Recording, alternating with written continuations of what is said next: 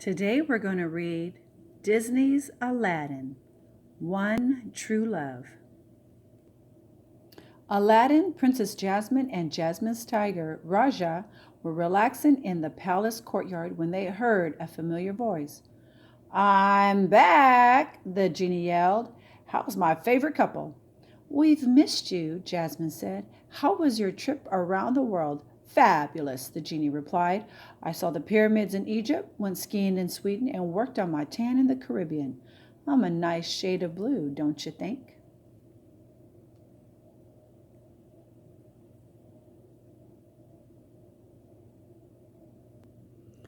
A spark flew from the genie's finger, and soon Aladdin and Jasmine were surrounded by gifts from every country the genie had visited.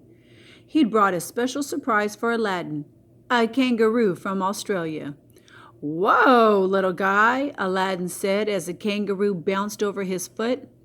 But the animal didn't stop. It kept hopping until it leaped over the palace wall. "Hey, hold on," Aladdin called. He turned to Jasmine. "I'd better go catch it." "Be careful," the genie yelled as Aladdin took off. "Kangaroos know how to box."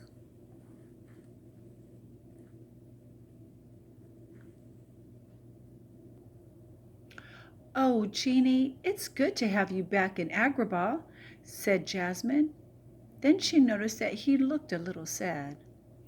"What's the matter?" she asked. "You seem blue." "I've always been blue," he said with a grin. Then he got serious. "All that traveling was great, but I was a bit lonely," he said. "I wish I could find another genie to share my life with." Jasmine put her hand on the genie's shoulder. "I know how you feel," she said. "I went through a lot of suitors before I found my one true love." The princess began to tell the genie her story. "I told my father that I wanted to marry for love, but the law said that I had to marry a prince.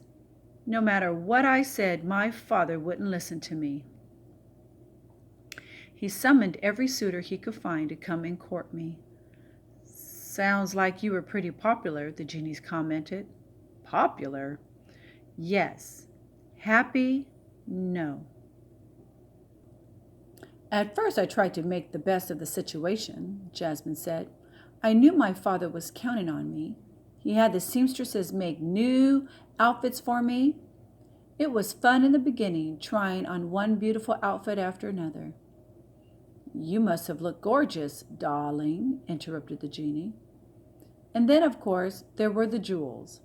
It all seemed too good to be true, till I met the suitors," Jasmine said with a sigh.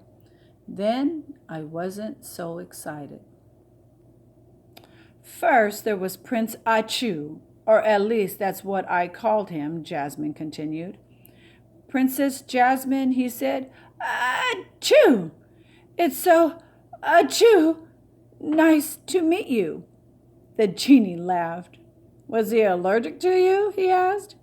"Not me," said Jasmine. "Just my perfume, the throne room, and everything in the palace.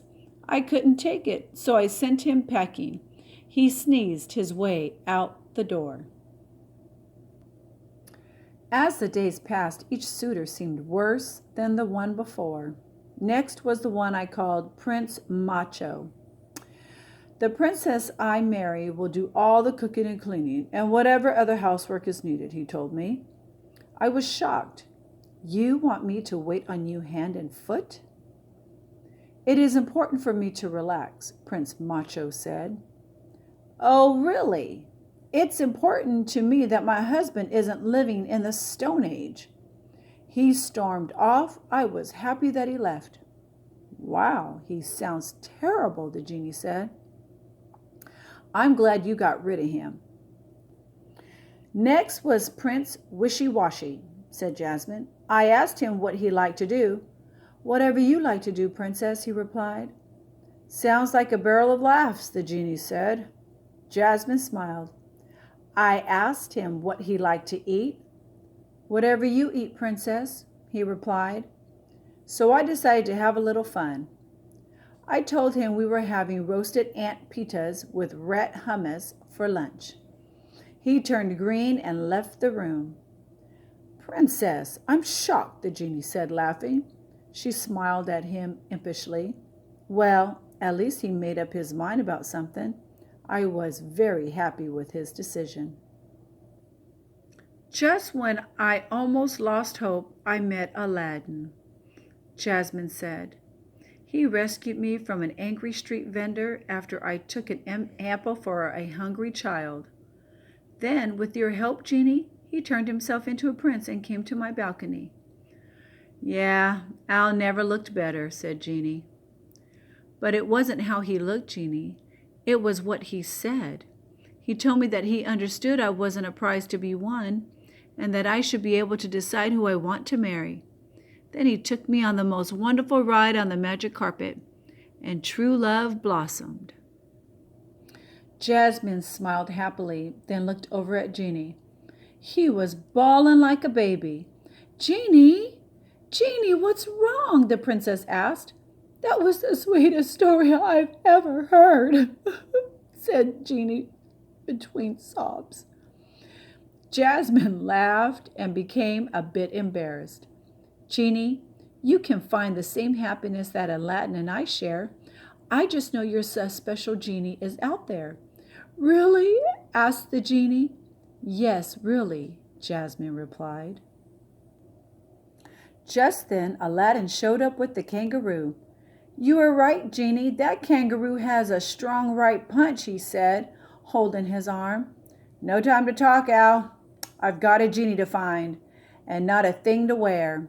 What's with him? Aladdin asked Jasmine. He wants to have what we have, the princess replied with a smile. True love. Within minutes, the genie reappeared. He did a quick fashion show for Jasmine and Aladdin. Do I go for the handsome baker look? Or maybe the preppy golfer thing? Or what about a surfer? Which one works best? The genie asked.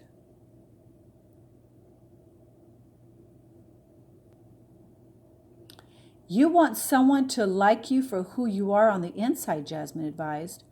Just be yourself. Myself?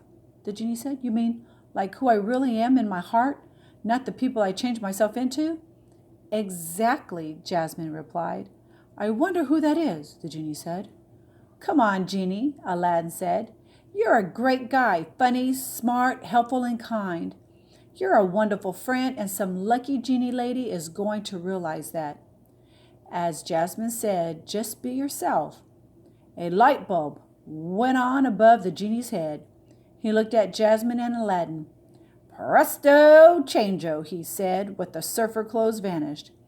How do you like my new old look? It's perfect, Jasmine said warmly. Thanks, the genie said, and took off. How about a ride on the magic carpet? Aladdin asked Jasmine. I'd love it, replied Jasmine. I was just telling the genie about our first carpet ride. As Jasmine and Aladdin flew over Agrabah, the princess snuggled close to her husband.